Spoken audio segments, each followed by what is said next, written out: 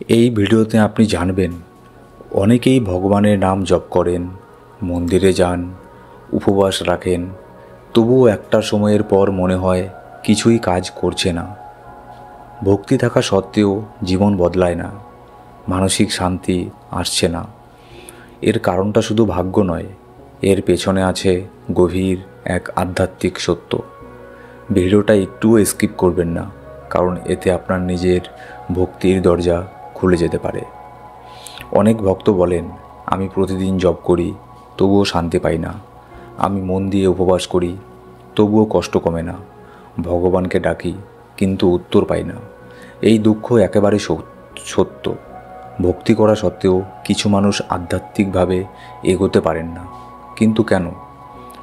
কারণ অনেকেই ভক্তির আড়ালে কিছু না ছাড়ার স্বভাব লুকিয়ে রাখেন।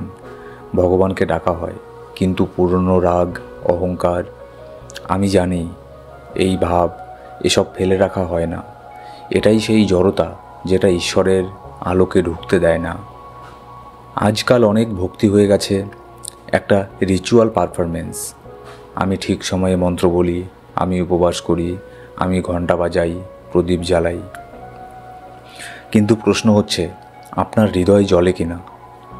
আপনার অহংকার নত হয় কিনা? আপনি নিজেকে ভেঙে সত্যি ভগবানের সামনে দাঁড়ান কিনা? ভগবান শোনেন তোমার হৃদয়, তার দরকার নেই তোমার নিয়মে চলা। তুমি বলছো, হে ভগবান, আমি তোমার কাছে আসতে চাই, আর ভগবান বলছেন, তুমি আসছো ঠিকই, কিন্তু তোমার সঙ্গে তোমার অহংকারও তো আসছে। তাই আগে তুমি তোমার অহংকারকে ত্যাগ করো। অনেক সময় মনে হয় আমি তো সব ঠিকঠাক করছি, তবুও কেন ভিতরে এত অশান্তি?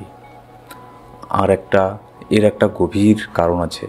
তুমি শুধু বাইরের ভক্তিতে ব্যস্ত, কিন্তু ভিতরের ভক্তিকে কি তুমি জাগিয়ে তোলার চেষ্টা করছো? ভক্তি মানে শুধু ঈশ্বরকে ভালোবাসা নয়, ভক্তি মানে নিজের ভেতরে যা সত্য নয় সেটাকে ছেড়ে দেওয়া। যেদিন তুমি ভগবানের সামনে বলবে, আমি জানি না, তুমি দেখাও, সেদিনই তুমি মুক্তির পথ দেখবে। ভক্তি অনেক সময় একটা মুখোশ হয়ে দাঁড়ায়। ভেতরে দুঃখ, রাগ, জেদ, আর বাইরে ভগবান, মন্দির, নানান ধরনের রিচুয়াল। ভগবানকে সত্যিই পেতে হলে তার সামনে তোমার মুখোশ খুলে ফেলতে হবে। তাকে বলতে হবে, আমি তোমায় পেতে চাই, এমনকি যদি সেটা মানে হয় নিজেকে হারানো। তারপরেও এই সারেন্ডার, মানে এই আত্মসমর্পণ যদি না থাকে, তবে ডিভোশন অর্থাৎ ভক্তি একটা আধ খোলা দরজার মতো হয়ে যায়, যেখানে আলো ঢুকতে চায় কিন্তু জায়গা পায় না। দুটো বড় শত্রু আছে। এক নম্বর হচ্ছে ইগো, মানে আমিই ঠিক, আমি অনেক জেনেছি, আমি সব জানি। 2 নম্বর এক্সপেকটেশন, আমি উপবাস করেছি তাই আমাকে এর ফল পেতেই হবে। ভগবানকে লাভ করা মানে কোনো চুক্তি নয়, এটা একটা সম্পর্ক।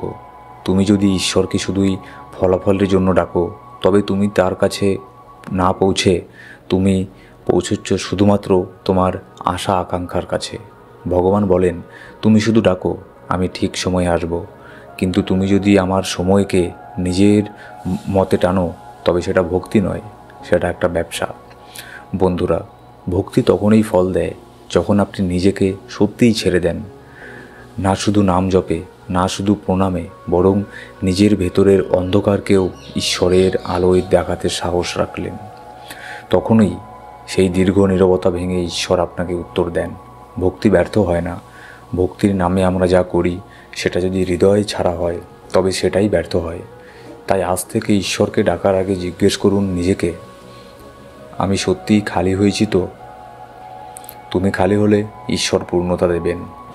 বন্ধুরা, যদি এই ভিডিও আপনার মন স্পর্শ করে, তাহলে লাইক করুন, কমেন্ট করে আপনার অনুভব জানাতে ভুলবেন না, আর সাবস্ক্রাইব করে পাশে থাকুন, কারণ ত্রিনয়ন দর্শন আপনার প্রতিটি ভক্তিকে সত্যিকারের আলোয় রূপ দিতে চায়।